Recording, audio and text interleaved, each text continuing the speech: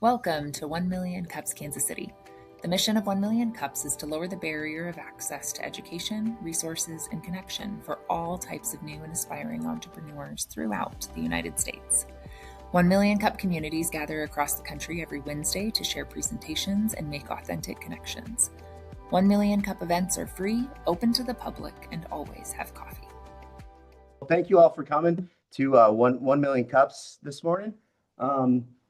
Up on the screen, you'll see a couple things. We have a sign-in. If you all could scan that, they're also going to be in the back of your all's the seats in front of you. If you could scan that and go ahead and sign in.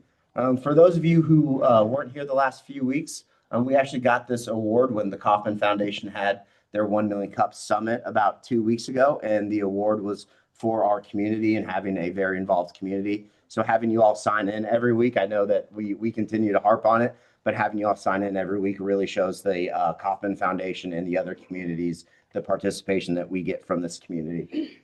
Also, you'll see we have the Wi-Fi access up there. You'll see the network is for Kauffman guest and the password is access granted 35.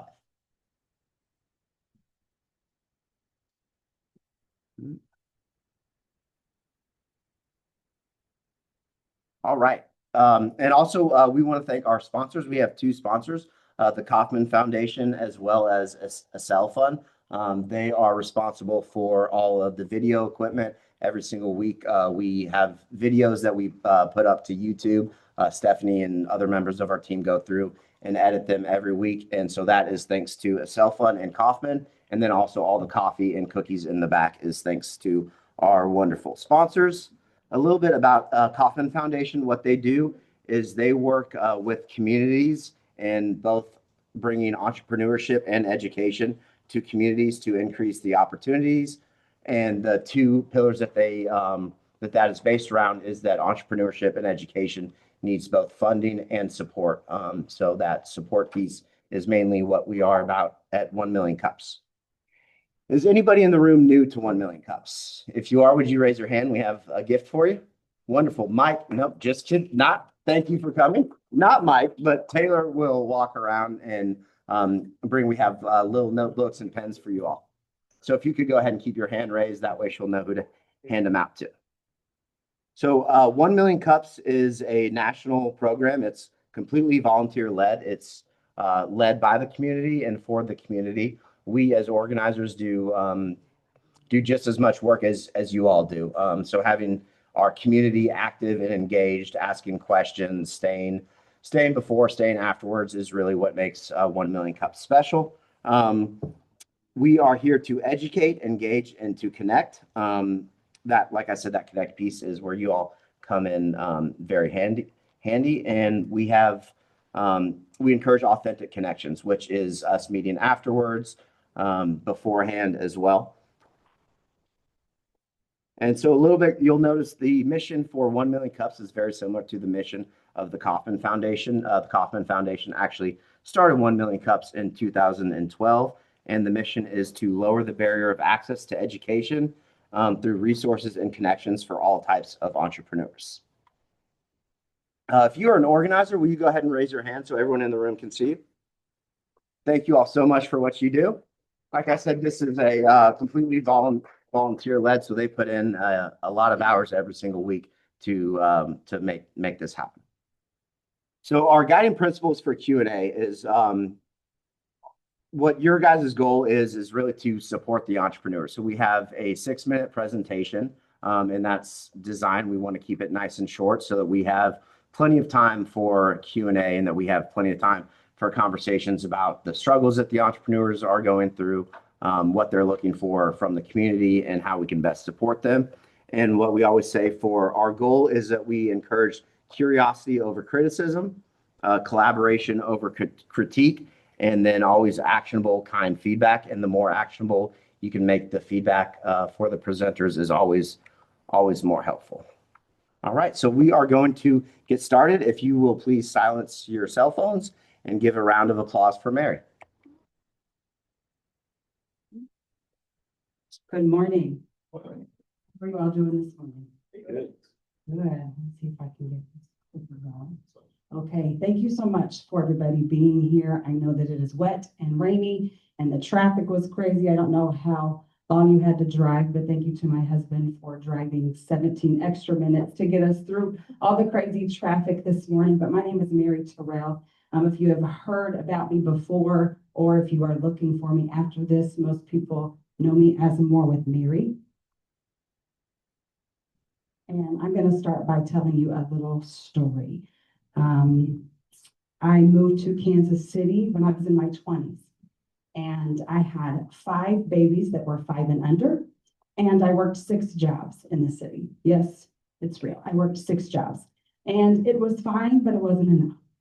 So I thought, what am I going to do? When I was a child, my mother sold cars, she flipped houses, and she sold makeup. So that tells you a little bit of backstory of where I come from, right? So I thought, you know what, I'm going to start a business. What can I do? I'm going to start a cleaning business. So I thought, how am I going to do this, right? I have to build this from nothing. What are we going to do? So I got online, started promoting it, and I had a full-time cleaning business in 7 days in Johnson County, right? Great. COVID showed up and you couldn't really be in people's houses, right? You couldn't clean much. It kind of just went downhill. So I thought, well, let's do something else. We're going to add something to this. So I got into affiliate marketing. And in about 2021 to 2023, being online was very taboo, right? A lot of people did not want to hear about what you had to sell. They didn't want to hear about your business. They did not like the fact that it's a little bit different now. So I started selling products online with affiliate marketing. Loved it. And what I learned with the affiliate marketing was to be able to have organic relationships, right? And they didn't really like how I did it because I wasn't going to tell you, hey, you need my products. I wanted to know about you. I wanted to be your friend, right? Now, mind you, I had 5 little kids, so I did not have friends, okay? I did not have friends. I did not get to be out here like that. So my online friends really became my real connections. And so I did that for years. And social media was such a big deal to me. I loved how it worked. I loved the connections I was able to make. And so I would go back to my mentors and I would say, hey, this is what I have figured out online. I know how to do this. I know how to find more people. And so they would say, okay, we want you to do a webinar. We want you to do a seminar. We want you to do a workshop. We need you on stage, right? We want to hear your story too, because you have these kids and you're building this business. So we want you to speak. We want you to teach. So I did that for a while and I went back to them and I said, I want to branch out. This isn't enough because entrepreneurs do not have to sell our product and be in our company to be able to make money and to be able to understand that if they understand connections and how to network, they can make money with whatever they're doing. I don't care if you sell lip glosses or you flip houses, right? You can make money if you understand the connections online. And they said, well, nobody will take you seriously if you do that. So I left. I never sold another product. I left the company. More with Mary was actually a beauty group that was a private page that I had, but people knew me as More with Mary. So I took More with Mary. I made it an LLC and an official business. And here we go. Here we are. So I thought that More with Mary was going to be a social media company where I taught people social media and how to use it and how to make money. And it became way bigger than that, very fast. More with Mary has now become an opportunity company for entrepreneurs. And now we are taking it on tour. So we have 3 tiers with More with Mary. Before I get into that, strategy is number 1, right? What's your vision? What are you doing? Where are you going? How can I help you? With More with Mary, I believe when we come together, we get more together, right? What is your gift? What is your business? Who is my friend over here? And what are they offering? And what can they do for you or your friend? So it is just a collection of people and their businesses and what are they doing and how can they help people? Networking. Networking is number 1. We love the online space, but we love to be together too, right? So we started online and we started networking events. We started happy hours. My husband and I started getting people together to do networking events, and it just grew and got bigger and bigger with men and women. And then speaking and experiences. I speak on networking, visibility, business growth, and personal brand. Now that is what has created the Standing on Business tour. So we started the Standing on Business Spotlight a year ago, and that was, there's a picture right there of a fun little selfie before I did an interview. I was interviewing women with their business and how they stand on business and what they're creating and what they are doing. I've been very blessed with all of my connections that I started online when I was doing affiliate marketing, to where I've been able to have friends all over the country. So the Standing on Business tour, to give you a little detail of that, we're actually launching that in Kansas City in October. Then we're going to Colorado Springs. We are going to Las Vegas. We are planning Houston, Atlanta, Canada, and Mexico. We're going to go on a cruise.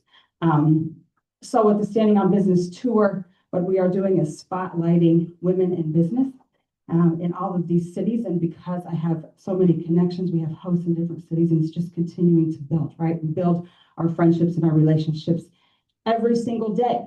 My biggest challenge, we have the online platform, right? We have the audience, we have the visibility, we are continuing to grow. And the Standing on Business, like I said, we've hit all of these different cities. We have 100 founding women that we are building a foundation, so they are able to receive their spotlight. We have a magazine that is coming out with our 100 founding women. We even have a lady in Australia that's a part of our founding women. So I have built the network, the event, the partnerships, the marketing, the platform. And with these events, it's fabulous, but because I'm an entrepreneur, I'm doing all of the back end stuff, right? So, when you're working for yourself, you have every single title. So that is definitely a big challenge. So what we are looking for with More with Mary is the opportunity to be able to be on other people's platforms and be able to speak and be able to tell stories, and how it's important to have those 3 tiers.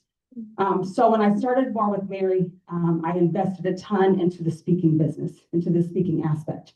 Spent a lot of money on coaches, spent a lot of money on agencies, and I learned a ton, right? I learned a ton, but a lot of it was sales tactics to, hey, come over here and I'll put you on stage and I'll put you on these platforms. And unfortunately, it just didn't work that way. I have been invited to be on CBS, to do television episodes, and to be on national platforms. And all of that is great if the opportunity is correct. However, a lot of it is pay-to-play investments. So lessons learned. I've learned a lot, right? Our platforms work, online works. You got to continue to create your relationships and your friendships and continuing to grow. But we want to continue to be bigger, right? I created the More with Mary stage and Standing on Business tour so I could tell my story, right? Because somebody told me that I couldn't do something and nobody took me seriously. And I took myself seriously. And there's a lot of women, men too, but I'm talking a little bit more about women. There is women that have stories and they deserve that spotlight and they deserve to take the stage, right? Or be able to be in a magazine or be able to tell their story and be able to share their gift with other people. So I've been able to create that opportunity for myself and other women, but we want to go bigger. So my question to all of you is, how do I turn the network, visibility, credibility, and platform I've already built into consistent paid speaking opportunities without continuing to spend thousands of dollars on pay-to-play programs and speaking agencies?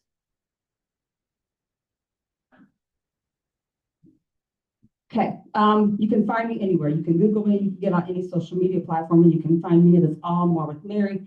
You can call me, email me. I have a website. And I love coffee or cocktails, whichever one you prefer. Perfect. All right. Thank you, Mary. Can we give her a round of applause? And then now we will pass the mics around for Q&A. Okay.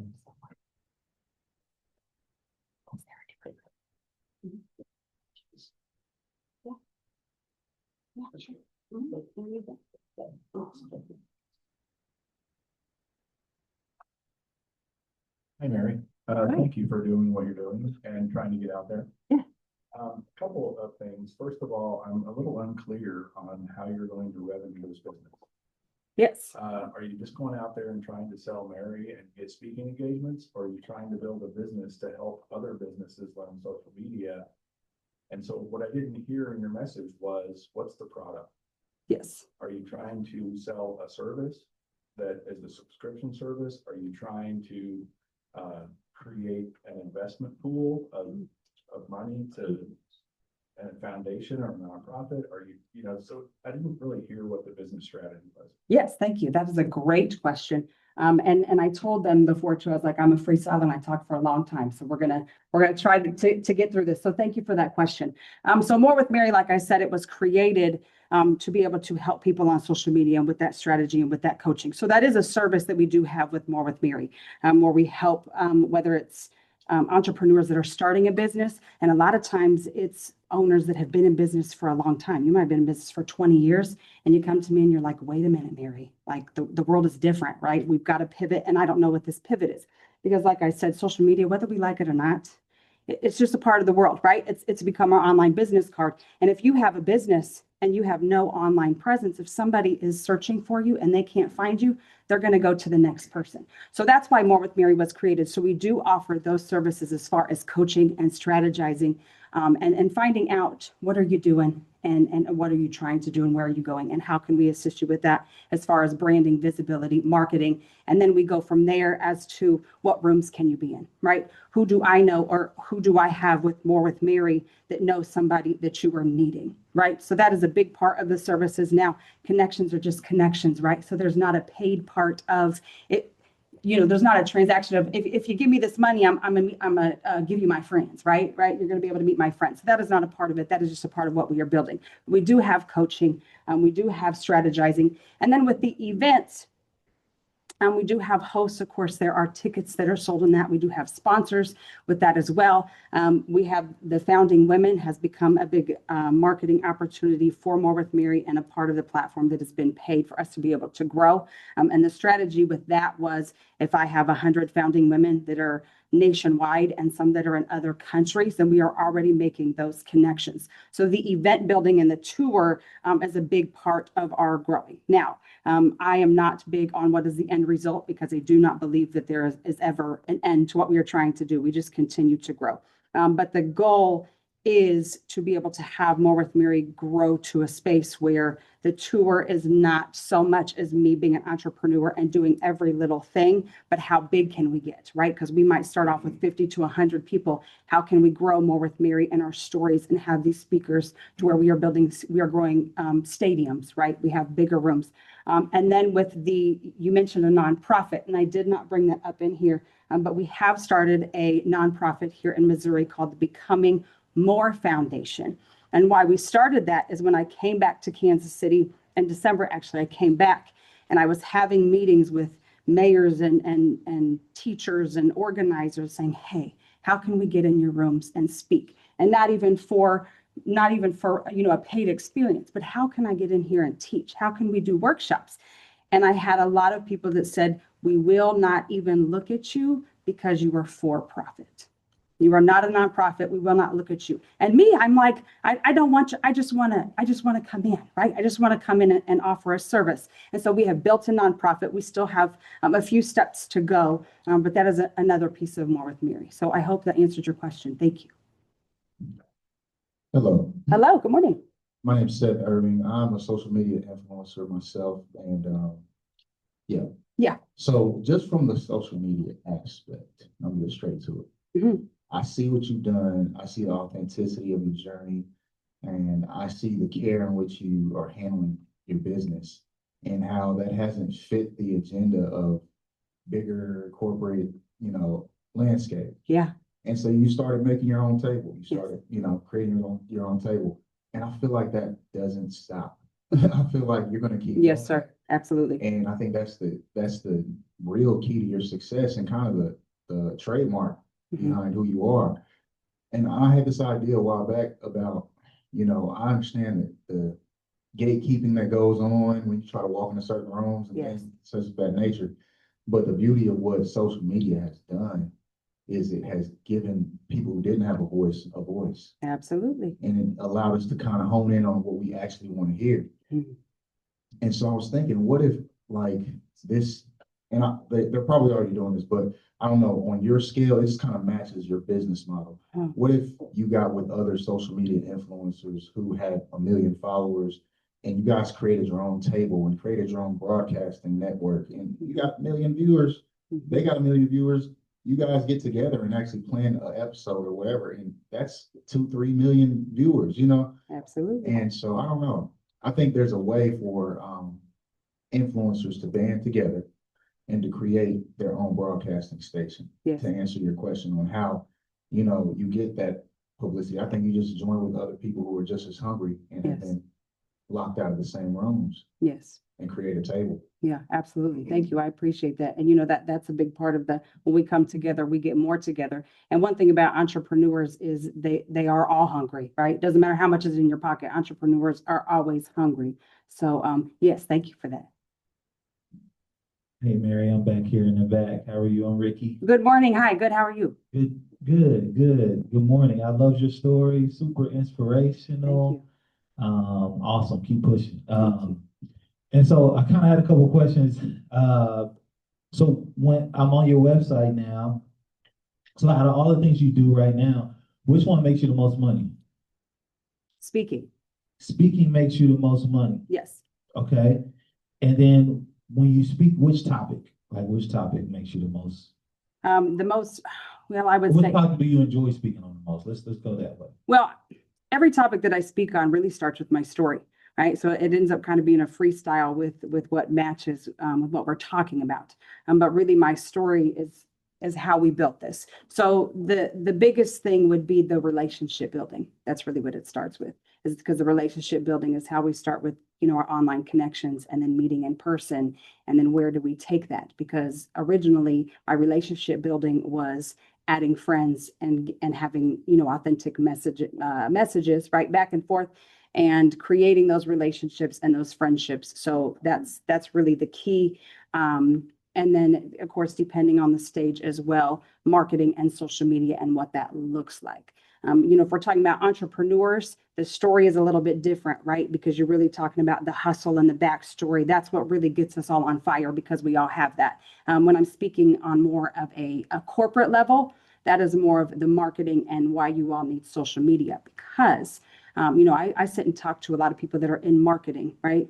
And they will say, well, I don't know anything about social media. I'm like, how do you work for a corporate company and you're talking about marketing and you're missing that piece? It's such a big piece.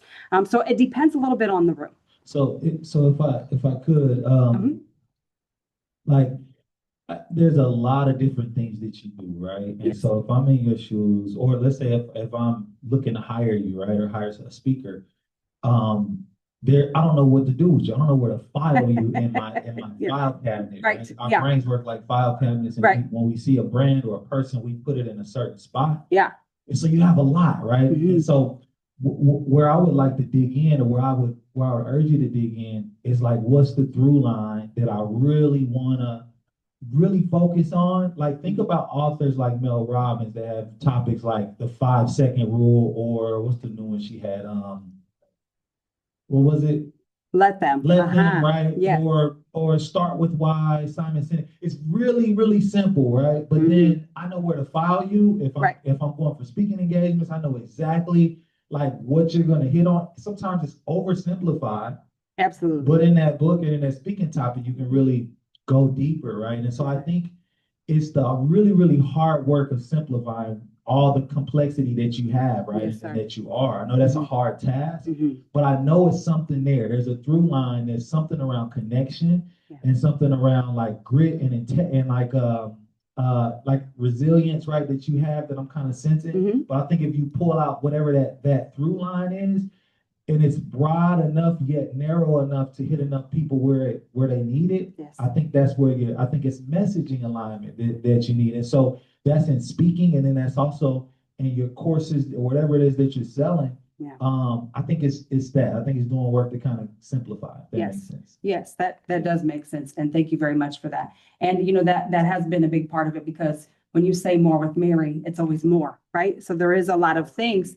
And when you create, right. And when you create in my mind, my husband and I've had this discussion. When you create, it all aligns in your mind, right? By the way, you can find my book, Social Media 101 by Mary Terrell, on Barnes & Noble.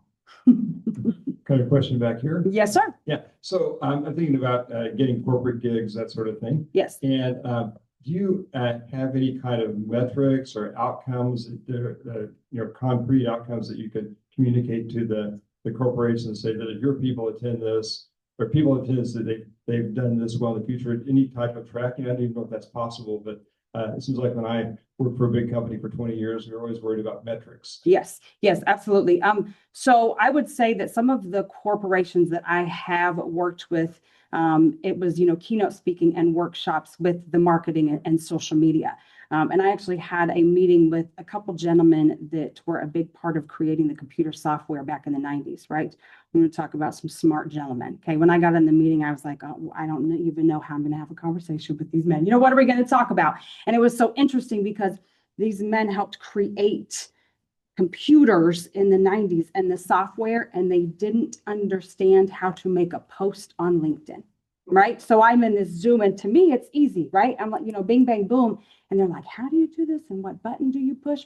So with those, workshops and keynote speaking, what that has turned into is coaching later on, right? And continuing to teach them and taking groups and classes to be able to elevate. So how do we, where does your company need to start at? And how do we continue to grow? Because I can come in and talk to you for 30 minutes and teach you a little something, you're not going to retain it all. So if I'm teaching something, then it's, it's what's the next workshop and what's the next step for your company to continue to do that training with them.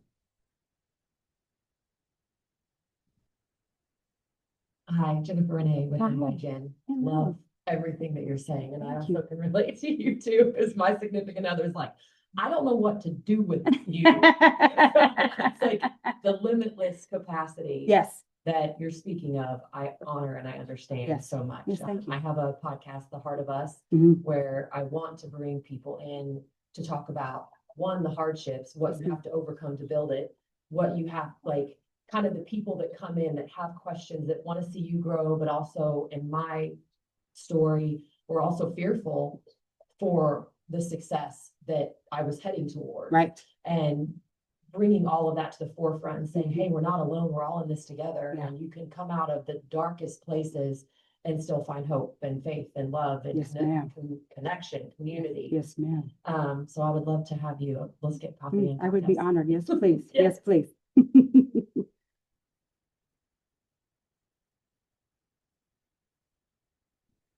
All right. Do we have any other questions?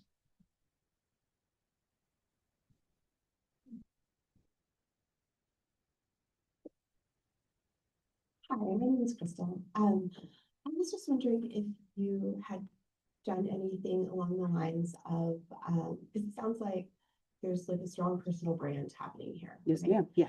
So my question would be, what are you doing to really cultivate that? And it's more of a rhetorical question, because what was coming to mind was, like thought leadership positioning online. So we all know that there's LinkedIn and things like that. Yeah. There's a running trend in Substack, Mm-hmm. which also can be monetized. Mm-hmm. Also, like she was saying, the podcast and things, but it might make some sense at some point to look at your why and what you're doing, what your messaging is, and see if you can put pen to paper on it. Like you said, Substack is something that could be monetized and could lead you towards the positioning that you're looking for, give you discoverability. You love social media, it's just a different form of that. Yeah. And could position you in a way that would make you very enticing for those speaking positions that you're looking for. I love that. Thank you And so there are other much. things, but that was the first one that came to mind. Yes. Thank you so much.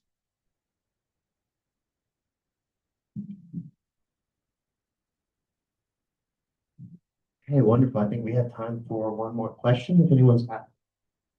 Here you go. So out of just curiosity, the three probably ways of imparting or transforming marketing. One is you teach them and they do it yourself. Mm-hmm. The other is probably do it with you.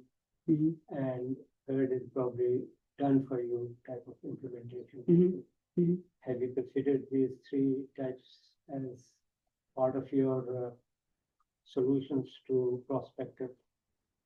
Yes, absolutely. And great question. I will say for me personally that the done for you is kind of how I started some of it online, right? I was very big on, get those digital products out there so they can click on a link and they can, they can purchase and things. And that works. However, with the way that I am, I just truly don't feel like I don't feel like that's real, right? I don't feel like what one person in this room is needing is the same exact as the other. So even though the done for you is a great thing to have, and we do have some of those things available on our website, I don't feel like that is organic enough, and I don't feel like it is customized enough. So the done for you is an option, but it's not something that I truly love, especially just on the social media part.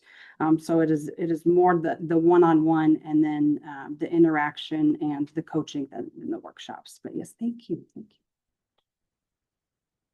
Perfect. All right, Mary, we have one last question for you. Okay. What can we as a community do to help you? He's new. I would say connect with me after this. Coffee, cocktails. I love to talk. Okay, I love to talk on the phone. And that is the best thing that you could do to help me. You would like to sit and have a conversation with me, because sometimes it takes 5 minutes, sometimes it takes 30 minutes, and sometimes the conversation never ends, right? We're just friends for life. So to me, that is the very best thing that you can do to help me, is to have a conversation with me. So you can learn about me, I can learn about you. And every conversation I have, I promise you, it always makes sense for us to do something together later on. All right, thank you. Thank you all for your great questions. And now we have Anissa with AltCap, who is going to talk about small business lending. Let's give her a round of applause.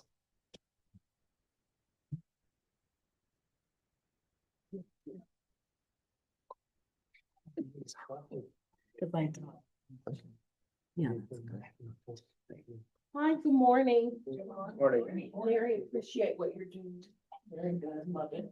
I'm Anissa Brown. I'm with AltCap. My presentation is not as exciting as theirs, but in either case, we're getting to the nuts and bolts because it's an organization here locally.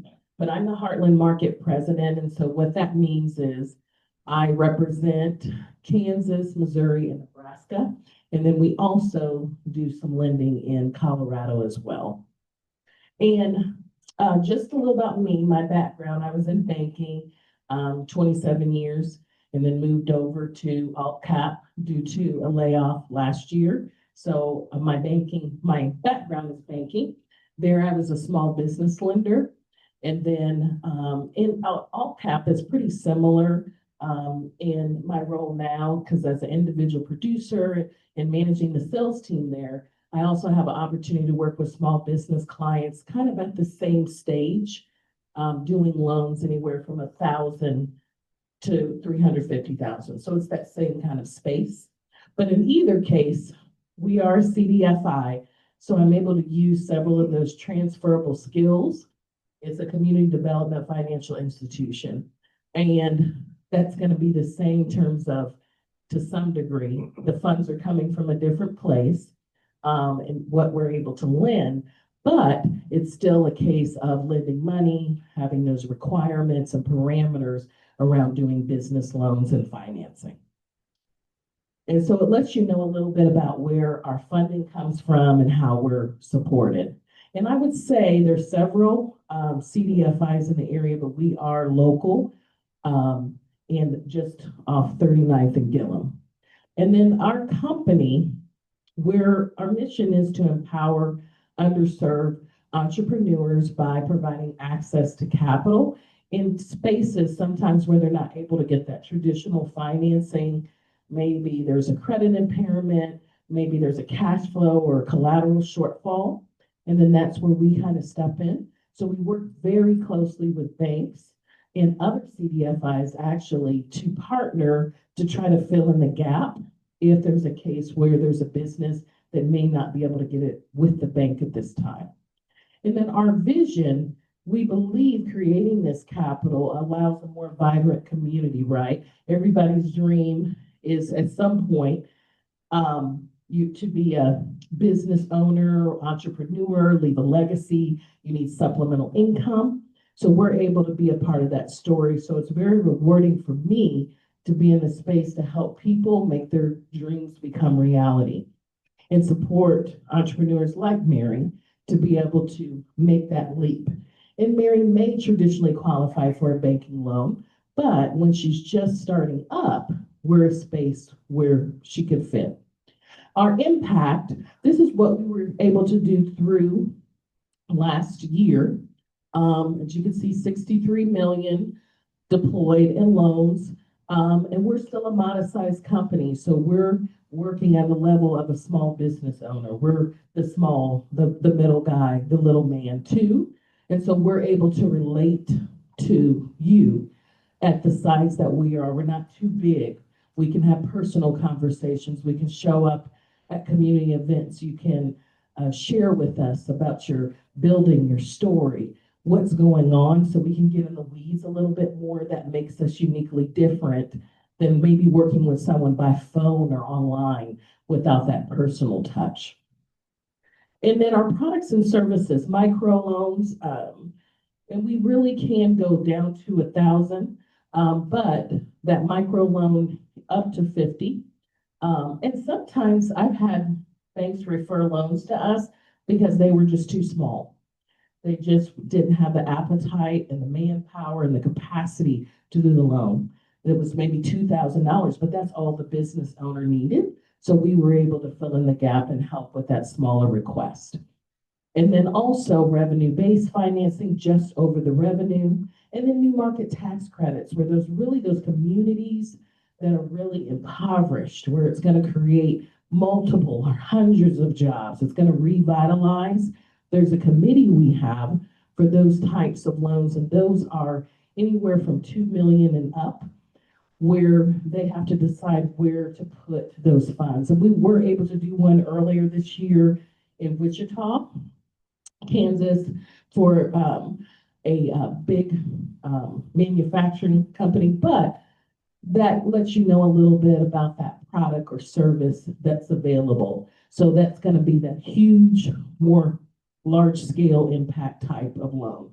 And it's going to have different terms because some of those funds, as you know, may come from grants or different things than the traditional loans. And then these are our 6 C's of credit, things we consider about. So we're taking a little bit deeper dive because everyone's heard of the 3 C's. So ours is going to go beyond the cash flow, capital, and credit or collateral. We're going into the conditions. We're going to see what are the conditions, what's going to happen with this, what's the measurable outcome, how many jobs are going to be saved, who are we serving? Our target markets are Black, brown, and low to moderate income, also women-owned. So who are we serving? How is it going to help? Who is it going to revitalize? Whose jobs are going to be saved? And if this business closes, what does that mean to that community?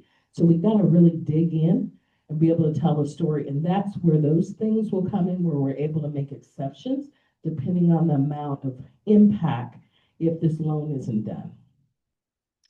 Our biggest challenges, as you know, when you open the house, we started in 2005. We wanted to do a loan for everyone, and we did. And based on that, we got a little bit high in our delinquencies. So we had to do more formal risk ratings, financial documentation is our challenge, funding timelines, because everybody wants it right now. And then people just not being prepared, not knowing really how to do the financial documentation and different things like that. So what we've done is business support services, which is one-on-one kind of mentor coaching in-house, elevated decision-making. We do a formal loan interview so we can hear the story of what's going on. We partner with banks and entrepreneurial support organizations. And we also offer loan readiness financial education. What we've learned, we want quality over quantity. We want business owners that are ready. We want to be able to measure the economic impact and serve communities long term. Just like any business, we have to make sure it's sustainable, so we have to do smart loans. So community conversation. Tell me a little bit about what challenges you've experienced when requesting funding, or if there's any other questions you have, I'm happy to help.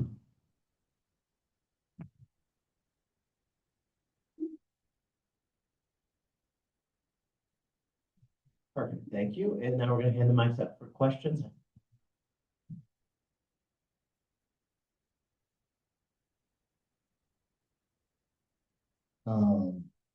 Thank you for that presentation. Thank you for what you're doing to serve the marginalized in our society and help them get a leg up.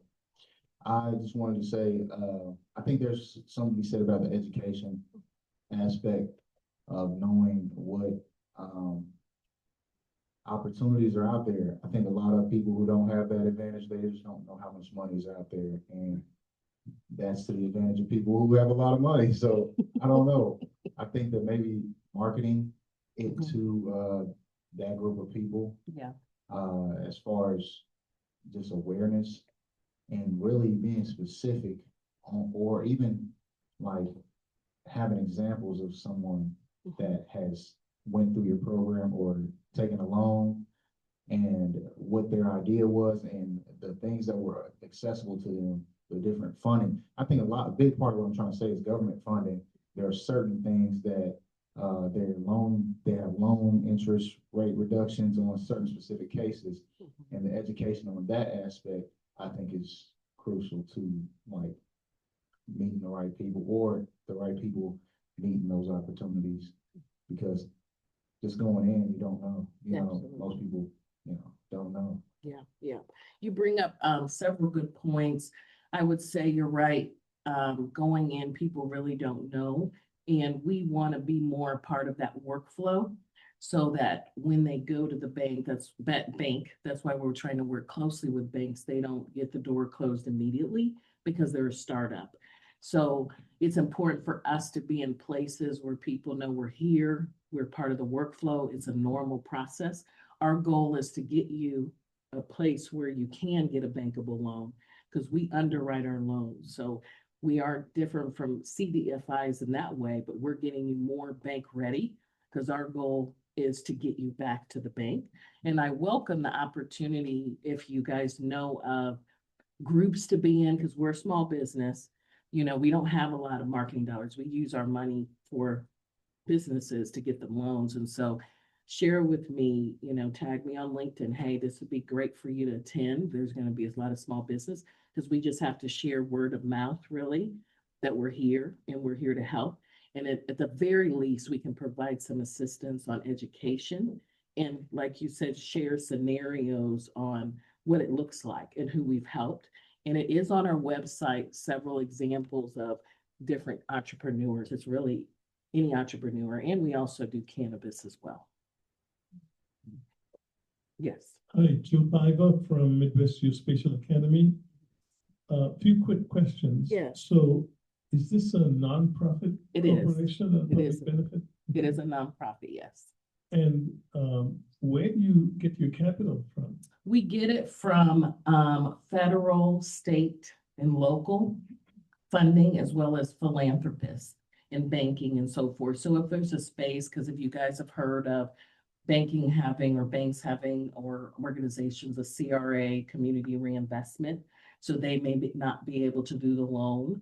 So they may put those dollars with us, and then we're able to fit those requirements and getting that capital to low income communities, certain zip codes, certain demographics, so they can meet that requirement. So it's really, it's a straight path, and them giving it to us because then we have the infrastructure to do the loan in that space and operate. And these people who provide the capital, do they provide it as investors? In other words, are they looking for a return? Well, when you're thinking about from a perspective of a bank or a partner of that nature, they're meeting that tick marker requirement. Philanthropists, it might be a write-off or a donation. And then there's a certain requirement on federal dollars, sometimes state dollars, where we'll have restricted funding. So for example, they may have, you have to do it in these zip codes and you have to do this amount and they can't make more than this income, or their credit score has to be at this. So it's meeting that requirement with those funds coming in, and it just might be that they want to donate, or it might be tied to expectation or requirement they have through their organization or federal or government funding. So the last question, I hope it's short too, is what are your typical interest rates? Are they below commercial rates that the business could go to even as a startup? Actually, that's a good question, because I didn't mention that. It's normally a spread of 4 to 6 above prime, because we're risk. So typically right now we're pricing at about 10.75 for above prime. And then we're at a 2, 3, 5-year terms. Sometimes if we do the SBA guarantee, we can do a longer repayment schedule up to 25 years, or we can do interest only payment. So we can be creative to try to work with the entrepreneur to get them to qualify or afford the payment. Yes. I'm back here. Yes, I'm sorry. Hi. So thank you so much for your presentation and showing up. I saw you last week in Topeka. Yes. And now this week here. So it's really cool. So our business Blend HQ, what we do is we look at just different ways entrepreneurs, universities, for-profits can fund the thing that they're trying to do more efficiently, faster. And so one of the things and one of our initiatives is expanding CDFI lending in the state of Kansas. And so one of the reports that we have, there's $186 per person per capita deployed in that last reporting period, so 2005 through 23, which is drastically below the national average, the national average being 820.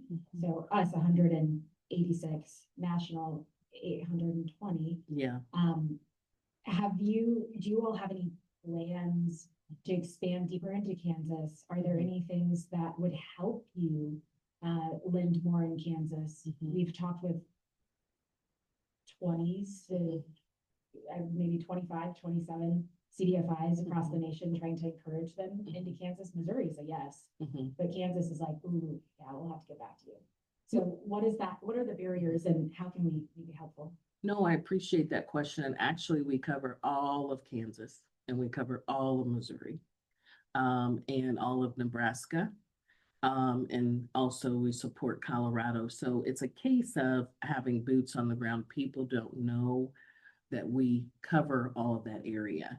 So as you mentioned, being in Topeka, we have a small team because we've focused on that, keeping the overhead down to get out more loans. So I believe in, to answer your question, it's probably twofold. Doing more loans. The more loans we do, the more contributions we get, because we're doing the work that we need to do. So you all can help by sharing. There's a CDFI that does cover all of Kansas. We want to get more into rural areas, and we're one of the ones that do it, but it's hard to be everywhere every time.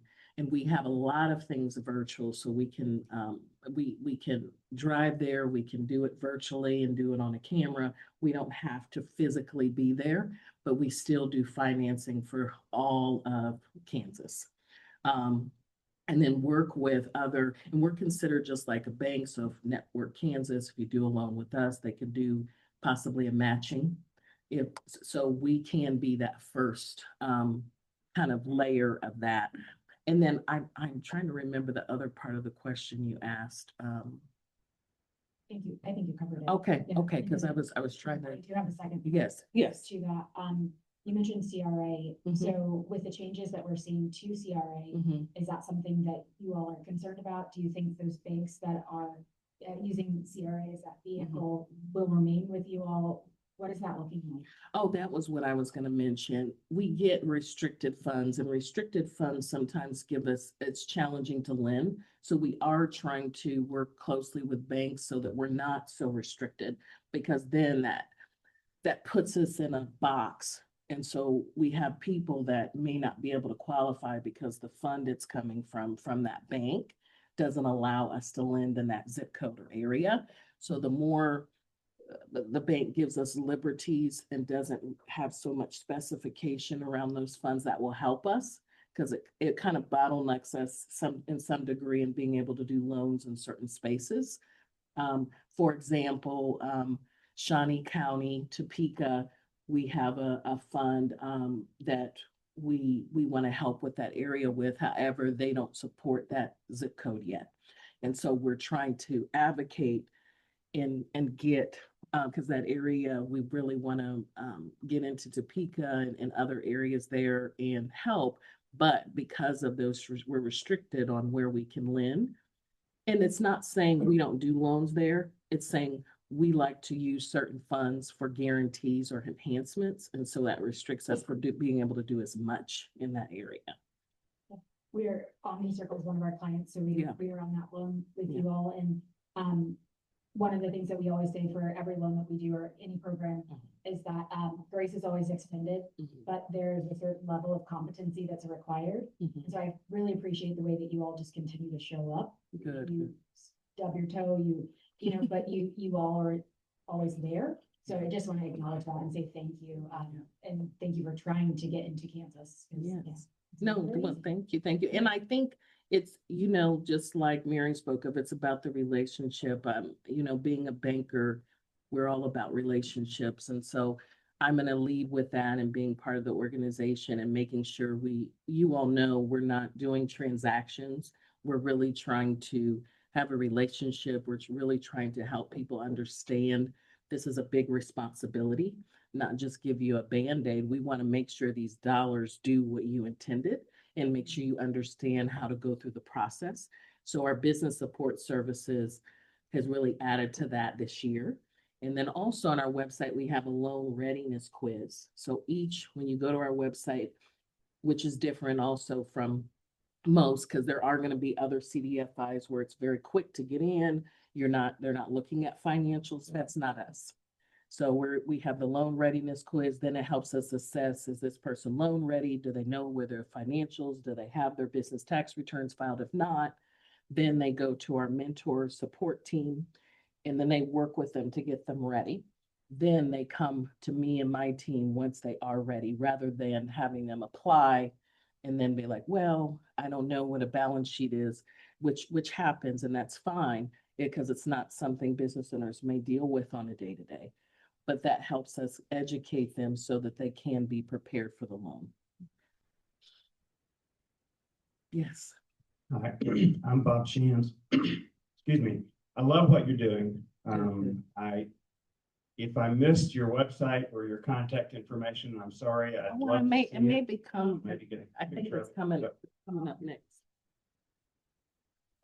Okay. Leave that up. I want to get a picture of it after it. But you mentioned you'd like to know about groups to get in front of to get your message out. Sure. I was a member of the Human Relations Commission in the city of Olathe. And I think that if you could get in front of any of the county or city human relations commissions, let them know about your story, make presentations, that they would have a large population of people that they could get you in front of. And you kind of touched on the next part of what I was going to say. I do taxes. My day job is doing taxes. So I'm glad to hear that you have a mentor portion of what you're doing, because what I see is that so many people, small business owners, do not know the records that they have to keep. They're not filing. They don't keep good records, and I'm glad to hear that you have a mentorship portion to that. Absolutely. But, I'm going to grab a picture of that, and I love what you're doing. Thank you. Good, and I'm glad you spoke and mentioned that. And we do have systems where we work with partners like yourself. So that's always an opportunity if you are what we consider an entrepreneurial support system and you help with bookkeeping, taxes, where you can support clients or send clients to us. We do have a partnership program that you could be a part of, because we want to work together, right? It takes a team to make sure that the community is supported.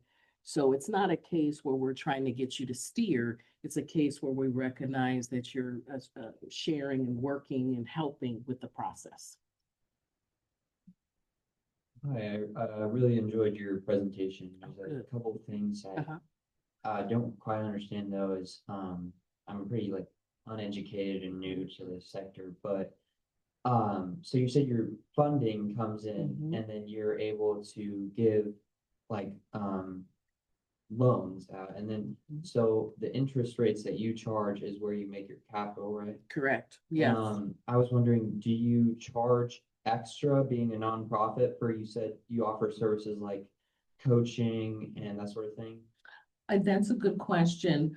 And to the answer to your question, yes, we still have to make revenue in order to do loans. But sometimes when we get money from banks and other organizations, we get a loan. And so we have to have a spread. And so there's the interest rate. If we have funding or loan buckets, for instance, like we have AltCap to help builders, give them a little cash injection when they're starting a project or build. Specifically trying to target our minority communities, then that's grant funding. So it's a lower interest rate. So it's depending on what bucket those funds come from, but there is going to be a higher spread on the loan funds because we may be getting the funds at, 8 or 9%, and then we're charging that 4% above prime at 10.75. And that 4% above is where you make your majority of your capital. Right? Well, yes, a little bit, because the loans could be funded to us at 8% or 9. And that's where, so there might be a little margin. We don't do too much. We don't ever try to go above that amount, which also you'll see, because there's other popular, very quick hits for people to get money in businesses. For instance, merchant card advances and things like that at 40% or 35%. So we're going to stay at that reasonable kind of margin to make sure people can afford the debt.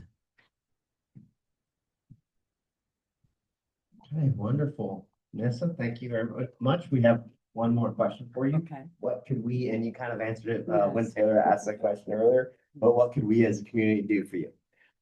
As you mentioned, just making sure you let us know if there's a space we can show up in. Oh, and the second part of your question, we, with our funds we get, have business support services, so they're paid for by that donor.